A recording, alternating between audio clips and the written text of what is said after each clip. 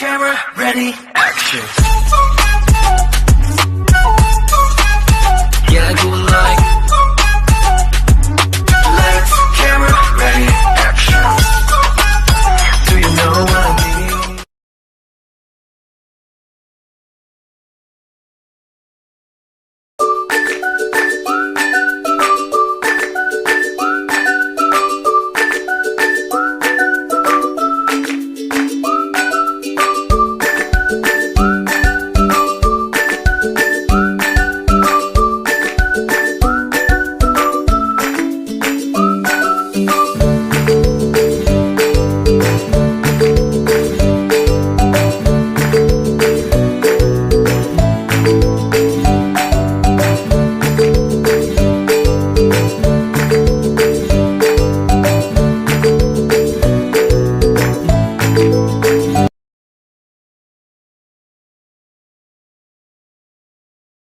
Assalamualaikum warahmatullahi wabarakatuh. Acara destinasi budaya positif pada hari Senin 26 Agustus tahun 2024 akan segera dimulai. Alhamdulillah, hari ini kita masih diberikan kesehatan untuk bisa menghadiri acara pada hari ini, dan tidak lupa pula salawat dan salam atas pangkuan Nabi besar Muhammad Sallallahu Alaihi Wasallam, sebagaimana beliau adalah junjungan kita yang membawa kita dari alam jahiliyah ke alam yang sejahtera seperti yang kita rasakan pada saat ini. Acara yang pertama, saya selaku MC, dan selanjutnya menyanyikan lagu Indonesia Raya. Diharapkan kepada hadirin untuk berdiri.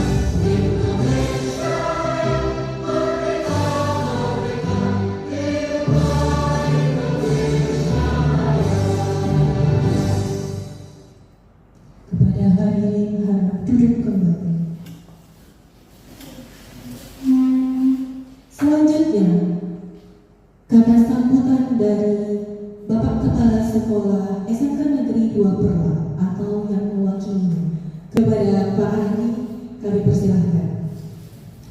Assalamualaikum warahmatullahi wabarakatuh. Alhamdulillahirabbil alamin. Wassalatu wassalamu ala sayyidina Muhammadin wa ala alihi wa sahbihi ajma'in. Segala puji serta syukur sama-sama kita panjatkan kehadirat Allah Subhanahu wa taala, dan salawat salam kita curahkan ke pangkuan Allah Nabi besar Muhammad sallallahu alaihi wasallam yang kami hormati calon guru penggerak SMK Negeri 2 Perlak, dan juga yang kami hormati para peserta, pendukung ataupun yang ikut kegiatan destinasi untuk calon guru penggerak angkatan 11 tahun 2024. Bapak Ibu yang dirahmati oleh Allah Subhanahu wa taala, yang mana pada hari ini kami dari pihak sekolah sangat merasa bangga dan juga merasa bersyukur kehadirat Allah Subhanahu wa taala, karena kita dari SMK Negeri 2 Perlak ini sudah ada satu guru penggerak yang sudah lulus tahun kemarin. Alhamdulillah tahun ini yang masih dalam ikut pendidikan itu ada 4 orang. Yang pertama ada Pak Wahyu, Bu Elsa, dan Bu Rizka, serta Bu Susi. Mudah-mudahan para ibu guru dan bapak guru yang ikut kegiatan ini semoga dapat ikut sampai selesai, yang mana ini adalah sebagai penyampaian budaya positif yang bisa kita ambil ilmu-ilmu nantinya dari para guru-guru calon guru penggerak. Mungkin dari harapan dari saya selaku mewakili kepala sekolah mengharapkan kepada calon guru penggerak jangan bosan dan terus semangat dan istiqamah dengan perjuangannya. Mudah-mudahan Bapak Ibu semua akan sukses mendatangnya. Demikian saja. Assalamualaikum warahmatullahi wabarakatuh.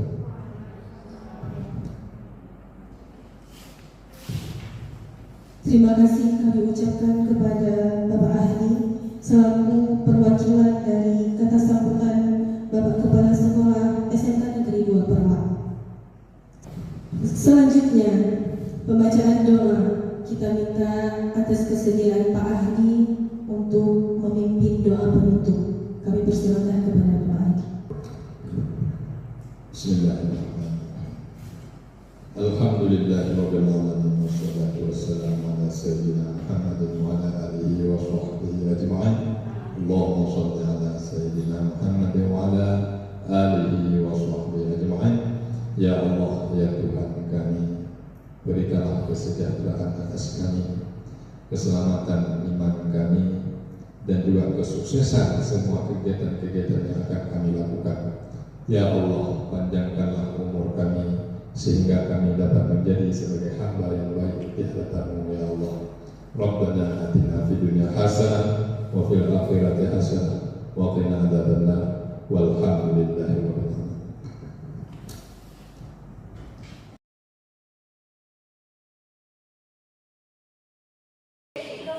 Baiklah Bapak Ibu semuanya, saya meminta waktu sedikit untuk selama 1 jam ke depan ya, untuk melakukan diseminasi aksi nyata budaya positif.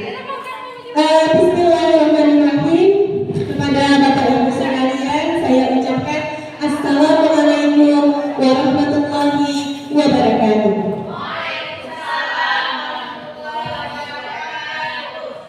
Penghormatan saya kepada Bapak Kepala Sekolah atau yang mewakilinya, dan penghormatan saya juga kepada Bapak Ibu semuanya yang telah berhadir di sini, dan ucapan terima kasih saya juga kepada Bapak Kepala Sekolah karena dengan beliau mengizinkan kegiatan diseminasi ini sehingga kegiatan diseminasi ini bisa berjalan dengan lancar.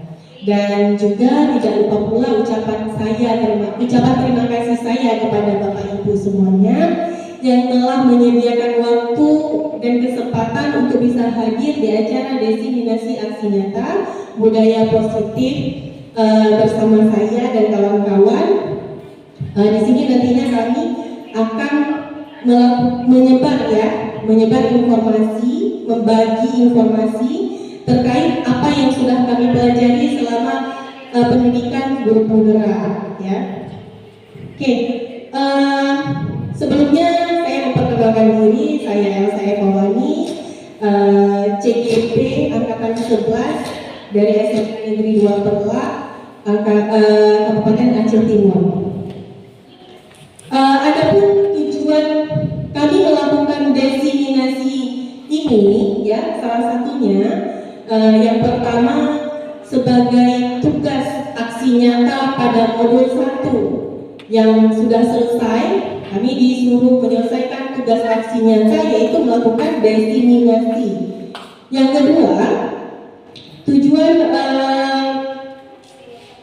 kami melakukan diseminasi ini adalah saya ingin berbagi ilmu dengan Bapak Ibu semuanya. Karena kalau ilmu itu hanya saya yang mendapatkannya, tentu itu sangat rugi, ya.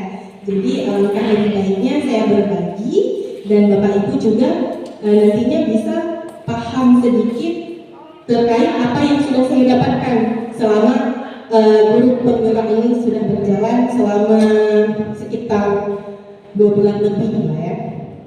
Kemudian tujuan yang selanjutnya itu saya inginnya setelah nanti melakukan diseminasi aksi nyata ini kita saling berkolaborasi dalam menerapkan budaya positif ini di sekolah kita bersama agar nantinya tujuan supaya sekolah kita ini menjadi lebih baik, ya. Bisa ya Bapak Ibu ya, kolaborasi terhadap kami-kami ini yang sudah menjadi guru penggerak, nantinya kita berkolaborasi untuk bisa menerapkan budaya positif di sekolah kita. Oke, Bapak Ibu, di sini saya berada di depan, bukan saya yang paling hebat, ya, tapi saya di sini berbagi ilmu. Nanti kita sharing ya Bapak Ibu, ya. Tidak ada yang lebih hebat dan tidak ada yang lebih sempurna di sini. Saya juga belajar, Bapak Ibu juga belajar. Oke, baiklah, tidak memperpanjang mukadimah, saya akan melakukan langsung presentasi terhadap diseminasi budaya positif. Bapak Ibu paham nggak apa itu diseminasi? Diseminasi itu adalah menyebarkan pemahaman dan menerapkan pengalaman modul 1.4 tentang budaya positif, ya. Oke, kita ice breaking dulu, boleh ya? Oke, mungkin dari kata-katanya pernah dengar ya? Tangan ke depan menggapai bintang, tangan ke samping merangkul teman, tangan ke depan fokus harapan, tangan didekatkan bertepuk tangan. Ada musiknya boleh ya? Semuanya ya. Berdiri.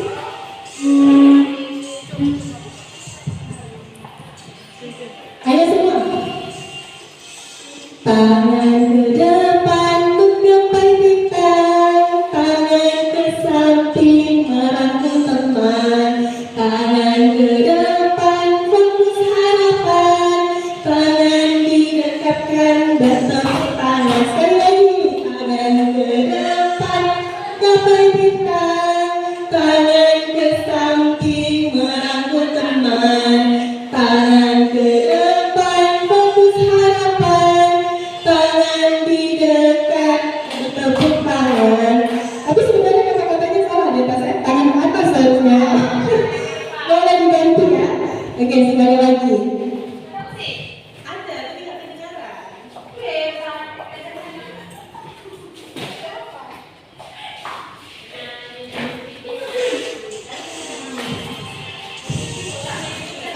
sekali lagi.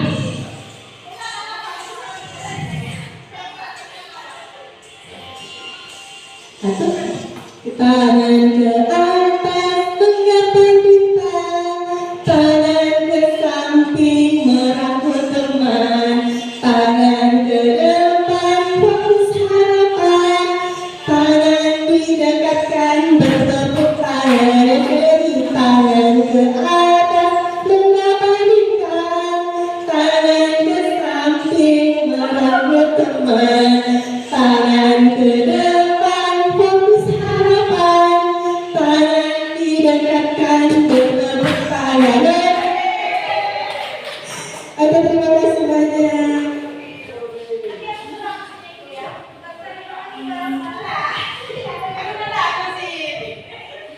Nanti kita coba lagi ya. Oke. Bapak Ibu, sudah ais breaking? Rasanya udah semangat lagi ya. Oke, kita masuk kepada inti pembahasan kita, yaitu tentang budaya positif. Apa sih makna budaya positif? Apa yang Bapak Ibu ketahui tentang budaya positif? Kalau mendengar kata-kata budaya positif, apa sih yang teringat? Ada yang mau berkomentar? Bu Gani?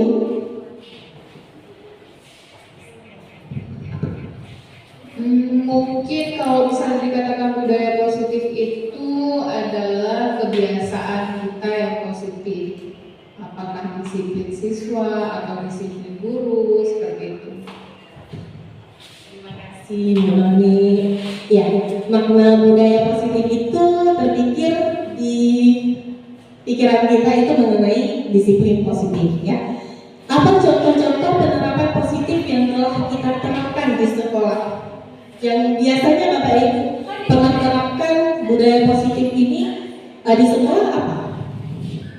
Kalau melakukan upacara setiap hari Senin itu salah satu budaya positif. Nilai apa yang terkandung di situ? Ya, cinta tanah air. Kalau misalnya kita melakukan kebiasaan-kebiasaan dalam pembelajaran, berdoa sebelum memulai pembelajaran, berdoa sebelum berakhir pembelajaran, itu nilai apa yang bisa kita dapatkan di situ? Iya, itu salah satu profil Pancasila, yaitu keimanan dan ketuhanan yang Maha Esa ya. Oke. Jadi budaya positif itu adalah nilai-nilai kebiasaan yang berpihak pada peserta didik agar mereka dapat berkembang menjadi pribadi yang kritis, penuh hormat dan bertanggung jawab. Jadi ada 7 hal konsep inti budaya positif. Dalam yang pertama, perubahan paradigma belajar, disiplin positif, motivasi perilaku manusia, kebutuhan dasar, posisi kontrol restitusi, keyakinan kelas, dan yang terakhir segitiga restitusi. Itu ya konsep intinya.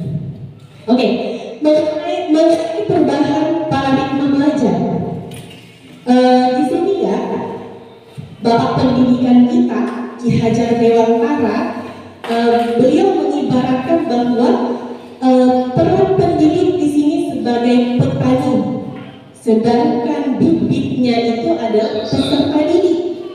Lahannya itu ibaratkan seperti sekolah. Bisa kita lanjutkan ya. Ki Hajar Dewantara mengibaratkan peserta didik itu seperti biji. Bagusnya bibitnya itu jika petaninya tidak menyiramnya, mengasih pupuknya, maka apa yang terjadi? Apakah tanaman itu akan tumbuh dengan sempurna? Tidak, ya. Iya, betul.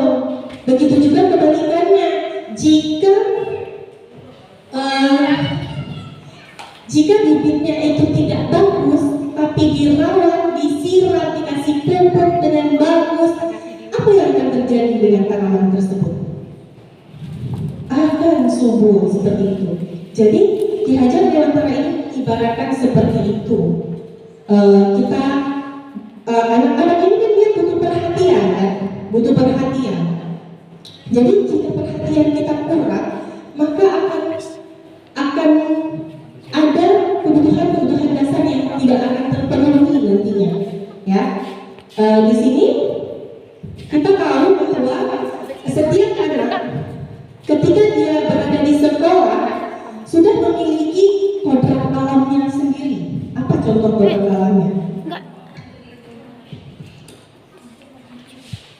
Oke, ketika dia berada di sekolah, ya, berada di tingkat SMA, otomatis nilai-nilai itu sudah ada dari rumah. Dia berangkat ke sekolah, itu namanya kodrat alam.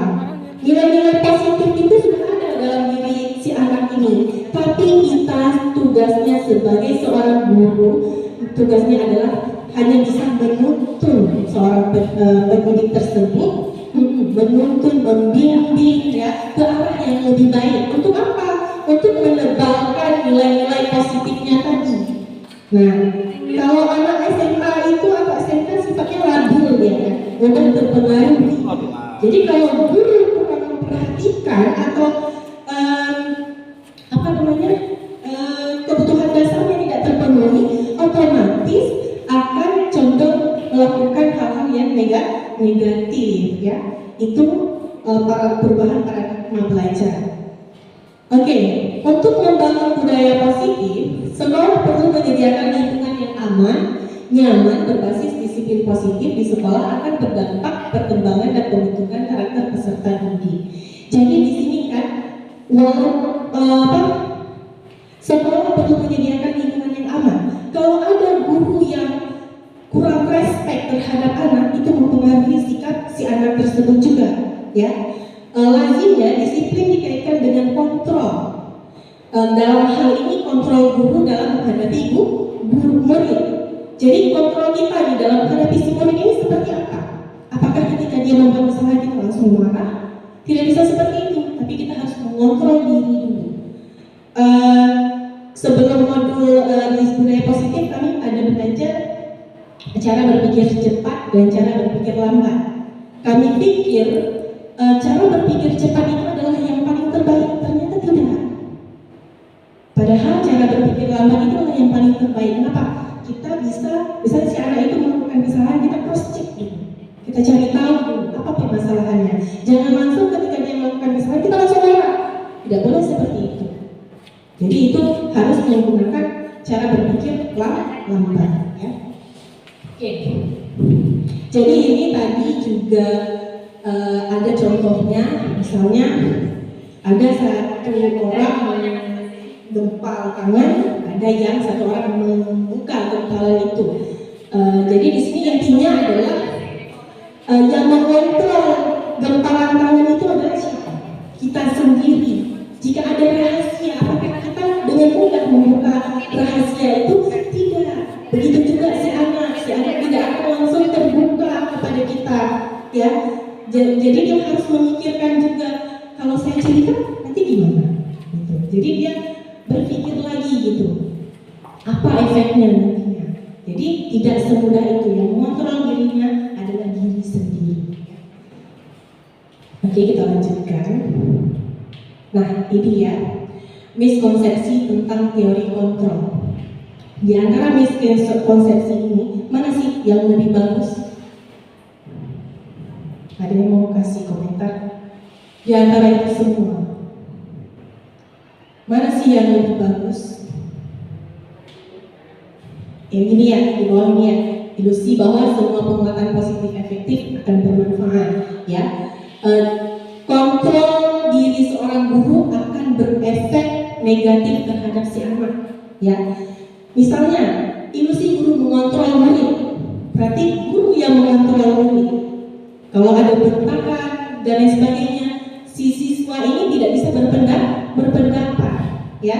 Kemudian ilusi bahwa kritik dan membuat rasa bersalah mampu menguatkan karakter, padahal tidak, ya. Kritik, kamu tadi begini. Kita kritik dia dengan rasa emosi, itu membuat karakternya tidak bagus. Kemudian ilusi bahwa orang dewasa berhak memaksa. Mungkin kita sering ya memaksakan anak kita di rumahnya. Kakak, pulang dari luar, buka baju, ganti baju, terus. Kita memaksa itu sebenarnya. Walaupun kita paham teori itu, tapi kadang-kadang kita lupa ya. Padahal itu efeknya luar biasa terhadap si anak. Apalagi anak-anak umur di bawah 5 tahun atau 7 tahun. Dia lebih meniru ya bagaimana kita. Mungkin setiap anak kita melihat karakter kita pada diri anak kita, ya, cara marahnya, cara berbicaranya, karena memang bagaimana lingkungan itu namanya kodrat alam, ya, berasal dari lingkungannya sendiri. Oke, ini ya perubahan paradigma, ada stimulus respon. Di situ ada teori kontrol. Bisakah kita mengontrol seseorang? Tidak ya. Misalnya stimulus respon, realita kebutuhan kita sama, padahal realita berbeda. Semua orang melihat hal yang sama, padahal setiap orang memiliki gambaran yang berbeda-beda. Orang yang ada 10 orang lebih di dalam kelas ini otomatis memiliki pemikiran yang berbeda-beda. Mungkin ada yang teringat anak di rumah, ada yang lapar, yang sudah siang, ada yang memikirkan aduh pulang nanti capek dan lain sebagainya ya.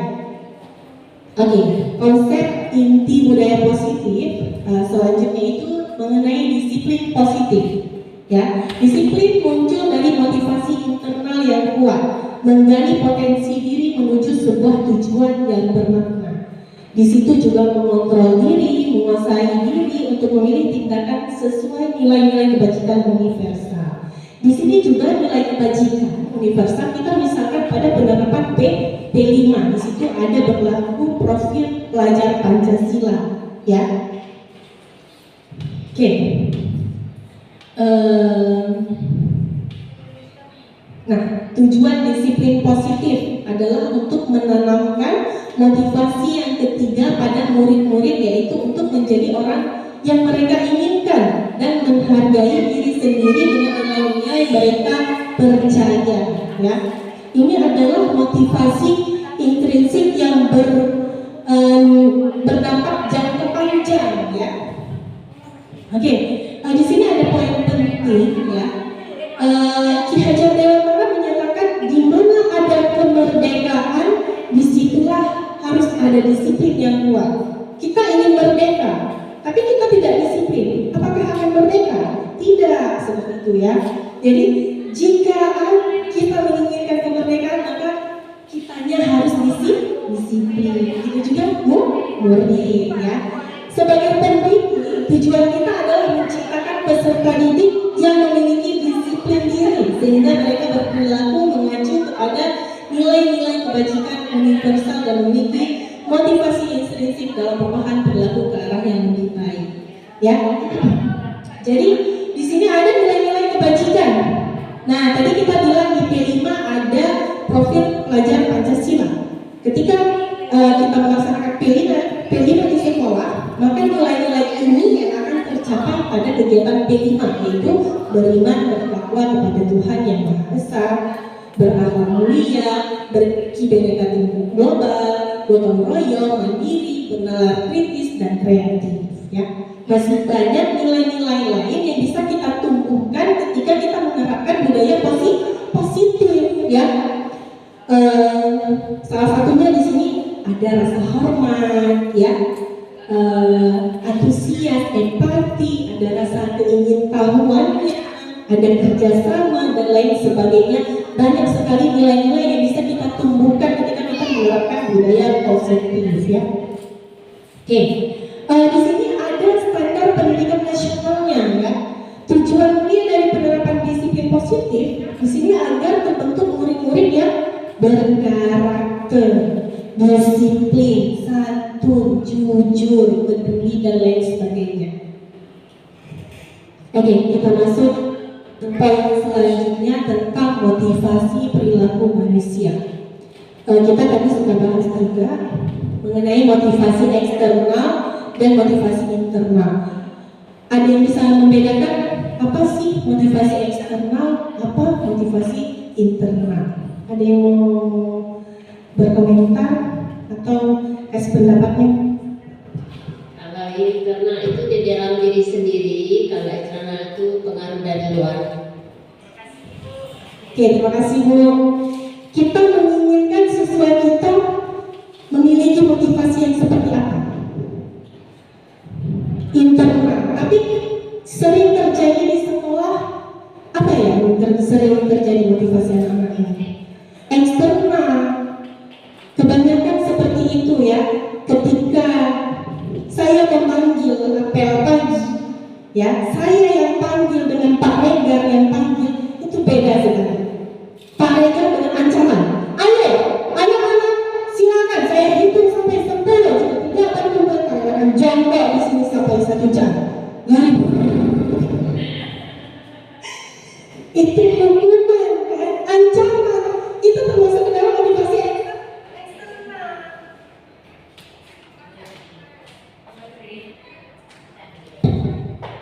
Nah, di sini bisa kita lihat contohnya untuk menghindari ketidaknyamanan atau hukuman, untuk mendapatkan imbalan atau penghargaan dari orang lain, baru kita semangat, ya, termotivasi.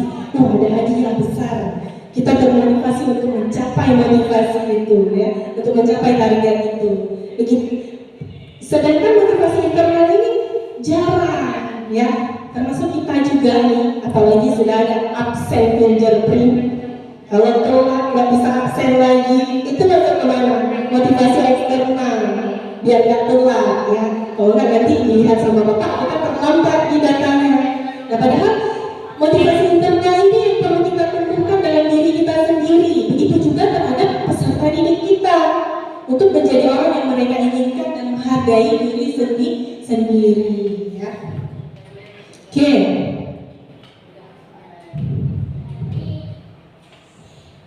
Tujuan disiplin positif.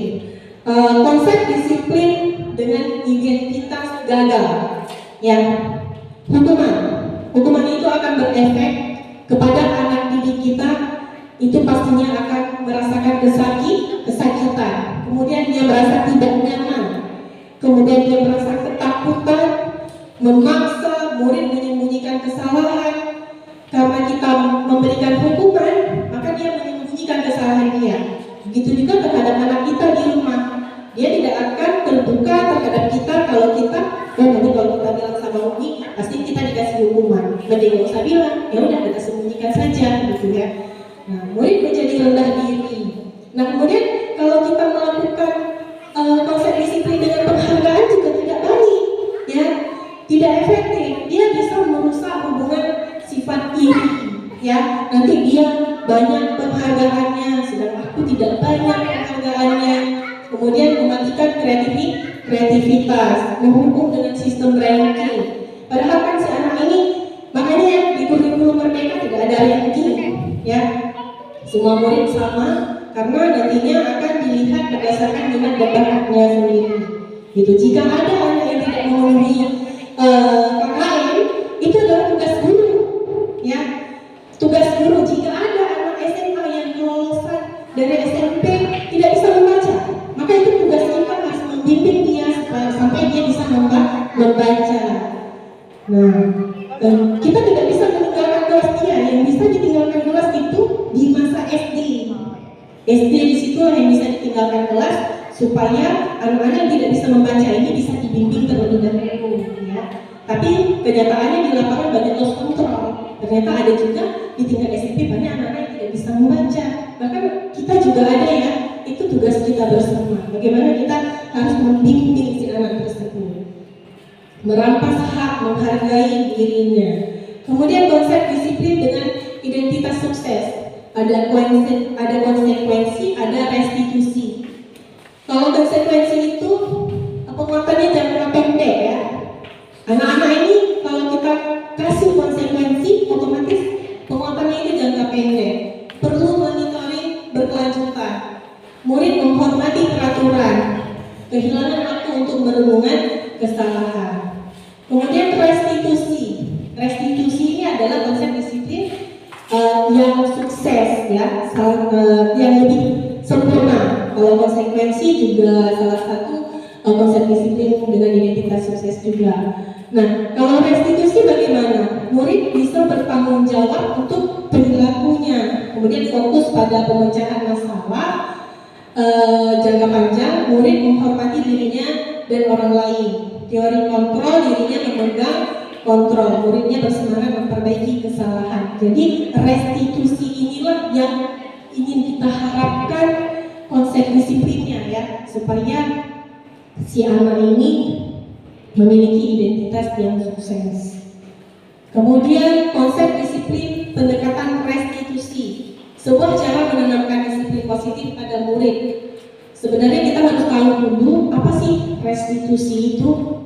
Ya, proses menciptakan kondisi bagi murid untuk memperbaiki kesalahan mereka sehingga mereka bisa kembali pada kelompok mereka dengan karakter yang lebih kuat. Makanya di sini ada guru BK ya. Pas sekali kita bisa membahas seperti apa sebenarnya restitusi ini yang bisa kita terapkan kepada peserta didik kita.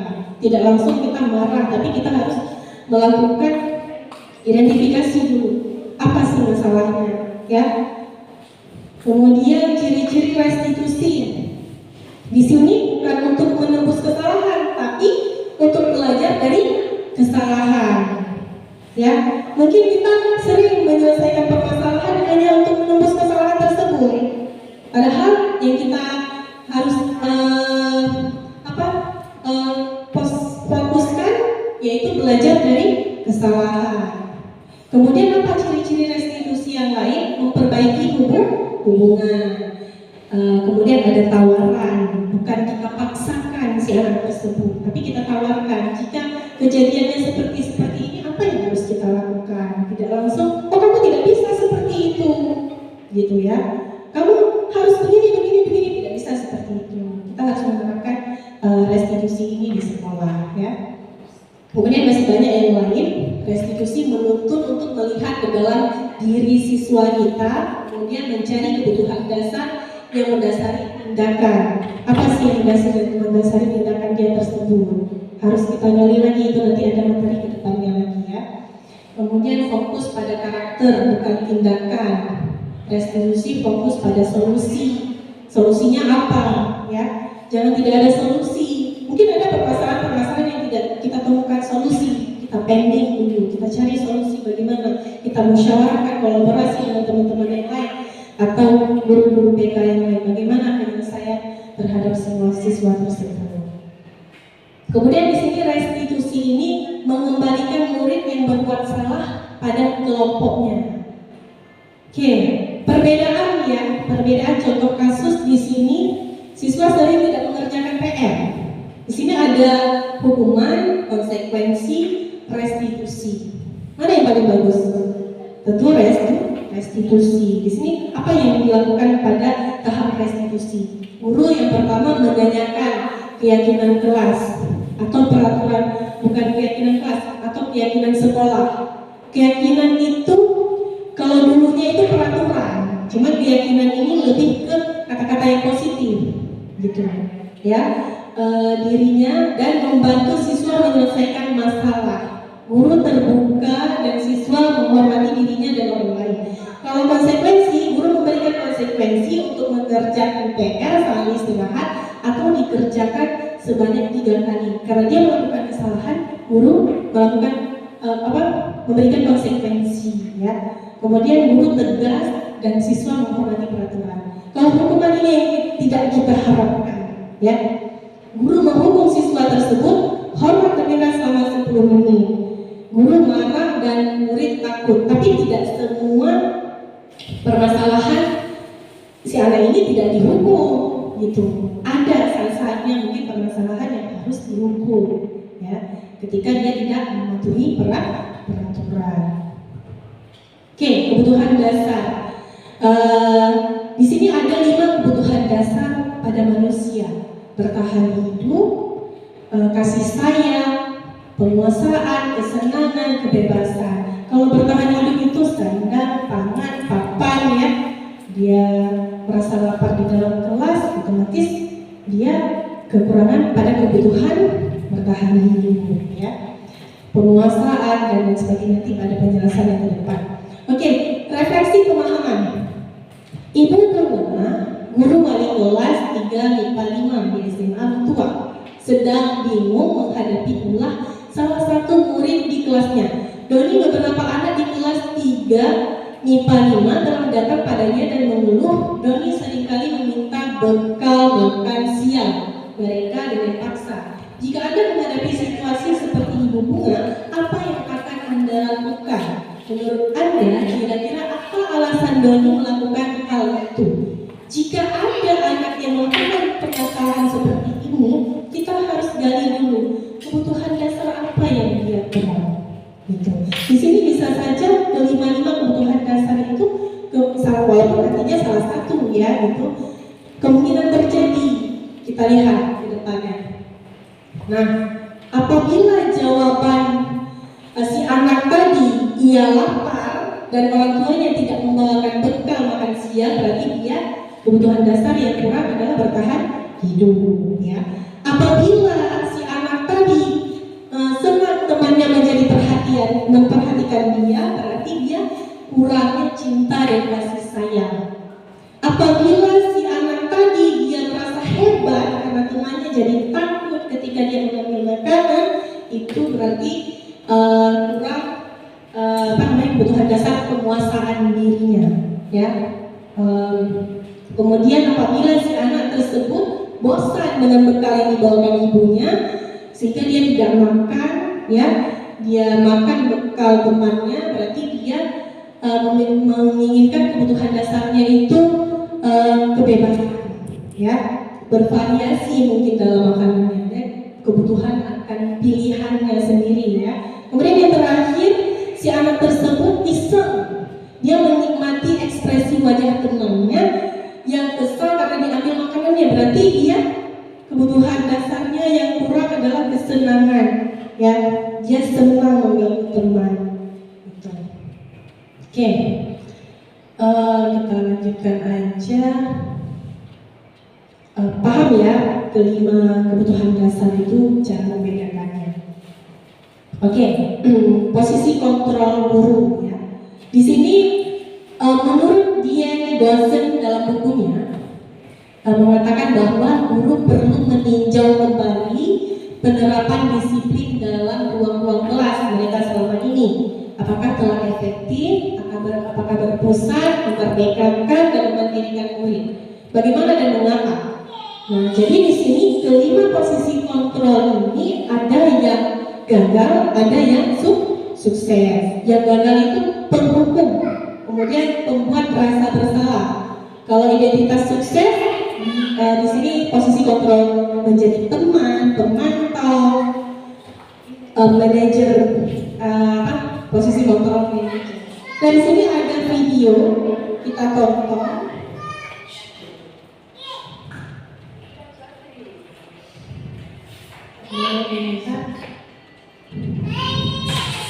Posisi hukum.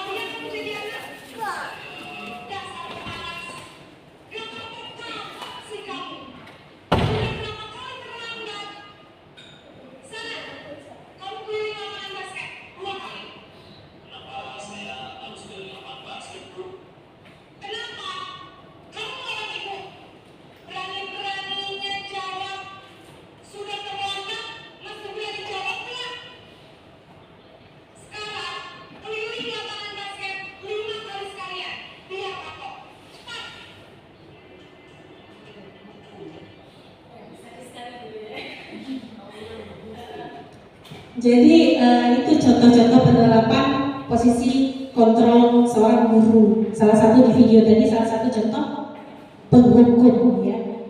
Otomatis dia dengan suara yang nada tinggi, ya. Kemudian kalau memantau, ya, kamu sudah melanggar apa peraturan? Dia bertanya, kamu sudah melanggar apa peraturan dan konsekuensinya apa? Kalau teman, ayolah yang tertib, buatmu guru bangga, kali ini tidak apa-apa kamu salah. Kalau pembuat rasa bersalah, berapa kali bu guru harus memberitahu kamu, bu guru kecewa sama kamu. Kalau manajer, apakah kamu tahu kesalahan kamu? Ya, itu restitusi, ya. Kira-kira bagaimana kamu akan memperbaiki kesalahan ini? Jadi yang paling sempurna posisi kontrol seorang guru itu adalah manajer, gitu. Nah, di sini bisa kita lihat ciri-cirinya, ya. Kalau dia posisi kontrol penghukum, otomatis dengan cara membentak, ya, ada hukumannya. Jadi insya Allah Bapak Ibu sudah bisa membedakannya, ya. Kita lanjut. Kemudian keyakinan kelas. Di sini saja. Mengapa harus keyakinan kelas? Ada yang bisa kasih komentar? Kenapa keyakinan kelas? Buris bisa membedakan kenapa harus keyakinan kelas? Kenapa nggak peraturan saja?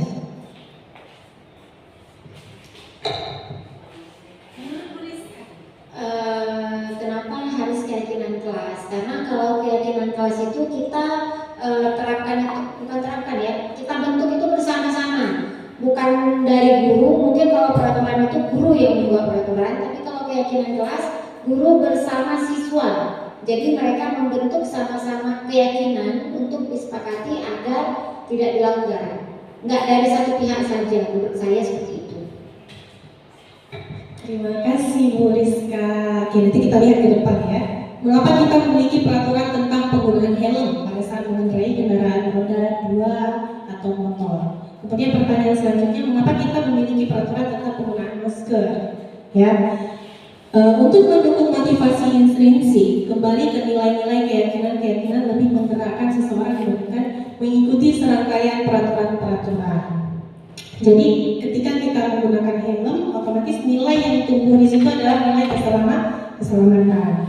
Kalau kita menggunakan masker, nilai yang akan tumbuh di situ adalah nilai kesehatan. Ya, kalau ternyata setelah COVID, kalau kita menggunakan masker sekarang itu sangat bermanfaat. Ketika kita mengendarai motor, otomatis ada debu-debu halus atau asap, itu akan melindungi diri kita sendiri. Ya. Oke, bagaimana pembentukan keyakinan kelas? Jadi keyakinan kelas itu lebih abstrak daripada peraturan, lebih halus dia kata-katanya.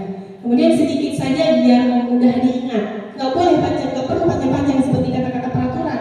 Tapi keyakinan kelas singkat, padat, jelas.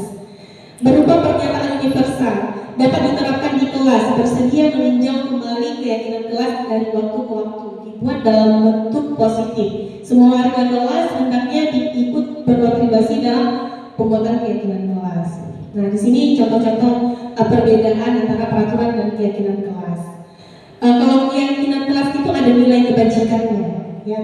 Selalu kembalikan hukum ke tempatnya. Apa nilainya? Tanggung jawab. Dilarang mengganggu orang lain. Apa nilainya? Menghormati orang lain dan diri sendiri, dan lain sebagainya. Ini ya salah satu saya sudah menerapkan keyakinan kelas pada kelas 10 di kafe, yang awalnya saya menanyakan kepada anak-anak, ibu yakin kalian pasti menginginkan kelas yang seperti apa? Kalian masing-masing pasti punya impian. Jadi banyak di situ ada kertas-kertas kuning itu ya, ditempel di papan, itu berdasarkan dari setiap peserta, ya, setiap peserta didik. Ada yang saya menginginkan kelas itu tidak berantakan, Bu. Saya menginginkan kelas itu nyaman. Saya menginginkan kelas itu teman-temannya itu fair, saling menghargai dan lain sebagainya. Jadi banyak tuh kesah ya di situ, sehingga kita rangkumkan menjadi keyakinan kelas. Mereka juga mengidentifikasi dulu kira-kira keyakinan kelas yang mereka buat nilai apa yang ditumbuhkan. Misalnya kebersihan kelas, otomatis nilai kebersihan, ya. Tidak mengejek teman, otomatis saling menghargai, ya. Tapi dengan keyakinan kelas ini bahasanya lebih positif. Di sini nanti ada contohnya, saling menghargai, tanggung jawab, ya, disiplin dalam belajar. Disiplin itu kan luas, ya. Disiplin waktu, disiplin dalam berpakaian dan lain sebagainya. Di sini juga saya lakukan MOU, ya, ada tanda tangan gurunya, ada tanda tangan siswanya. Itu nanti ketika mereka melanggar, kita ingatkan lagi keyakinan kelas apa yang sudah kita sepakati anak-anak, kita ingatkan lagi, ya. Sehingga ada kesimpulan akhir. Nah, konsep segitiga restitusi, ya, langkah-langkahnya yang pertama menstabilkan identitas. Di sini bisa teori kontrolnya, kita semua akan melakukan hal yang terbaik yang bisa kita lakukan. Validasi tindakan kesalahan, semua perilaku memiliki alasan. Menanyakan keyakinan, kita semua memiliki motivasi internal. Nah, restitusi itu adalah proses menciptakan kondisi bagi murid untuk memperbaiki kesalahan mereka sehingga mereka bisa kembali pada kelompok mereka dengan karakter yang lebih kuat lagi, ya. Nah, ini segitiga restitusi. Jadi bisa kita lihat di sini langkah apa yang pertama yang harus kita lakukan? Validasi tindakan yang bukan menanyakan yang menstabilkan identitas dulu, ya. Berarti setiap orang pasti pernah melakukan salah. Kamu bukan satu-satunya yang pernah melakukan salah. Kita berikan kata-kata seperti itu supaya dia lebih stabil, ya, dalam emosinya dan lain sebagainya. Kemudian kita validasi tindakan yang salah. Kamu tentu punya alasan kenapa kamu melakukan hal seperti itu. Adakah cara yang lebih efektif untuk mendapatkan apa yang kamu butuhkan? Jadi di situ kita bisa tanyakan, tidak langsung marah-marah, ya. Kemudian menanyakan keyakinan. Kita ungkit lagi keyakinan kelas yang sudah kita sepakati. Keyakinan, ya. Oke. Di sini sudah paham, ya. Kita lihat ke dalam penerapan segitiga restitusi. Penerapan segitiga restitusi ini sudah saya lakukan pada 2 kasus di sekolah ini. Yang pertama, dia terlambat masuk kelas karena belum sarapan pagi. Ya, kita perlakukan segitiga restitusi itu. Yaitu yang pertama, kita tanyakan dulu. Kita kasih stabilkan identitasnya dulu. Kemudian kita tanyakan, pasti dia punya alasan. Kenapa kamu terlambat masuk ke kelas? Gitu. Pasti dia kan akan terbuka. Itu tidak langsung di depan kawannya. Saya lagi ngajar, tapi dia masuknya terlambat. Tidak langsung di depan teman-temannya. Kita panggil dia secara khusus. Kenapa kamu terlambat? Di situ dia akan terbuka. Bu, saya terlambat tadi karena tidak sempat sarapan di rumah. Kenapa tidak sempat sarapan? Karena buru-buru, Bu. Kenapa bisa buru-buru? Ternyata dia kerja sampai jam 3 malam di Solayan. Jadi kan hal-hal seperti itu kan kalau kita bentak langsung sayang sekali, ya. Karena dia punya beban gitu. Jadi hal-hal seperti itu yang bisa kita terapkan. Kemudian kita stabilkan lagi, ya. Setiap manusia pasti memiliki kesalahan. Itu baru kita kaitkan dengan keyakinan kelas. Kita kemarin sudah buat keyakinan kelas. Apa keyakinan kelasnya? Harus disiplin. Ya harus disiplin, harus masuk jam tepat jam 8. Jika kamu belum makan, boleh ibu kasih waktu 10 menit. Tapi kalau lebih dari itu, maka itu sudah sebuah pelanggaran, gitu, ya. Jadi hal-hal seperti itu. Untuk kasus kedua, tidak melaksanakan tanggung jawab pelaksanaan tugas upacara hari Senin. Jadi si siswa tersebut pimpinan upacara, pimpinan sebelah kanan upacara dan bendera, tiga-tiganya tidak datang, ya. Jadi saya panggilkan, kenapa tidak datang? 2 orang telat, 1 orang tidak hadir. Jadi saya tanyakan, kenapa tidak hadir? Ada yang alasannya terlambat bangun, ya. Ada yang alasannya ada acara tapi tidak bilang ke wali kelas, gitu. Jadi hal-hal seperti itu kita bangkitkan lagi. Kami harus minta izin sama wali kelas. Jadi nilai-nilai positif seperti itu bisa kita terapkan di sekolah kita. Itulah yang namanya budaya positif, ya. Oke, terima kasih. Selamat bahagia, bergerak dan menggerakkan. Seperti saya ini punya beban besar, yaitu untuk menggerakkan ibu-ibu semua. Ayo kita terapkan budaya positif. Insya Allah kita bisa, ya. Jadi dan dengan budaya positif ini tidak hanya di sekolah yang bisa kita terapkan, di rumah juga bisa, ya. Oke, Bapak Ibu, apakah ada pertanyaan yang ingin ditanyakan terkait budaya positif atau ingin kita diskusikan? Yang silakan Bu Putri.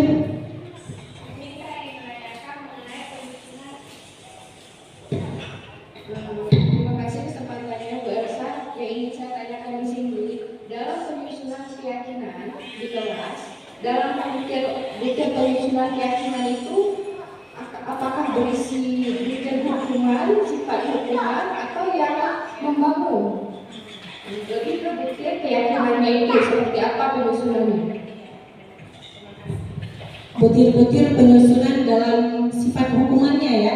Kalau keyakinan kelas itu dia budaya positif, kita tumbuh ingin menumbuhkan nilai-nilai positif pada diri si anak. Jadi ketika kita membuat keyakinan kelas atas kesepakatan kita bersama, semua terlibat, guru terlibat, anak-anak juga terlibat. Jadi ketika dia melanggar, kita juga musyawarahkan apa sanksi yang bisa kita berikan. Misalnya dia terlambat masuk, nyanyi Bu, gitu. Boleh diterapkan seperti itu, tidak apa-apa. Tapi atas kesepakatan bersama. Jadi keyakinan kelas ini berbeda dengan peraturan kelas. Peraturan kelas itu mungkin lebih ke hal-hal negatif yang tertangkap oleh si siswa ini. Kalau ini tidak, bahasanya itu ada nilai positifnya yang ingin kita tingkatkan. Misalnya dia harus disiplin.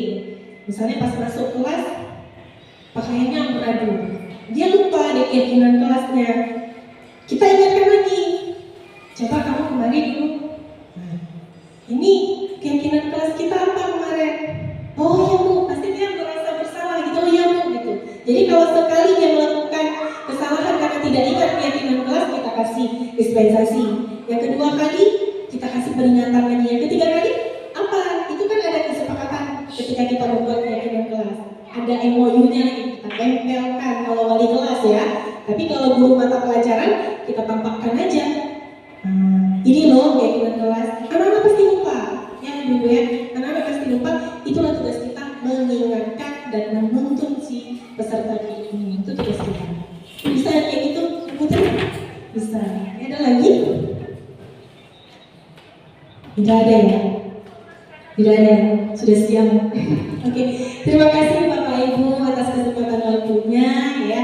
Saya meminta maaf apabila ada kata-kata yang salah dan saya juga belajar di sini, kita sama-sama belajar dan sharing ya. Mudah-mudahan bermanfaat buat Bapak Ibu, bisa diterapkan di lingkungan sekolah kita dan lingkungan rumah kita sendiri ya. Saya akhiri Bapak Ibu ya. Wabillahi taufiq wal hidayah. Assalamualaikum warahmatullahi wabarakatuh.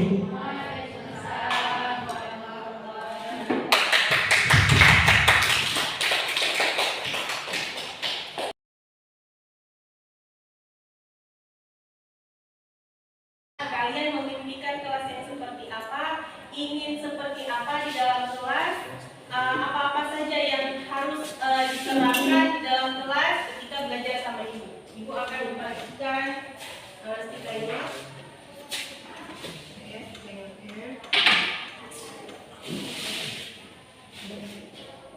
Kalian tulis